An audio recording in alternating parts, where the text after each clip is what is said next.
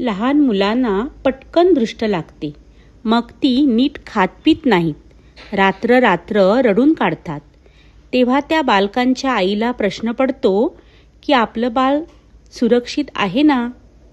बालाशीष हे एक असं स्तोत्र आहे की जे रोज म्हटल्याने आईला आपल्या मुलांची काळजी वाटत नाही आणि आपली मुले सुरक्षित आहे याची खात्री पटते. चला तर हे स्तोत्र रोज म्हणूया. बालाशीष स्तोत्र. तुझ्याच अंशे बालनिर्मिला अत्रिनंदना परमेशा, सर्व संकटे दूर करोनी रक्ष रक्ष हे जगदीशा. प्रातःकाली सायंकाली दिवसा रात्री केव्हाही, शिशुवर तव कृपा असू दे, चिंता त्याची तू वाही.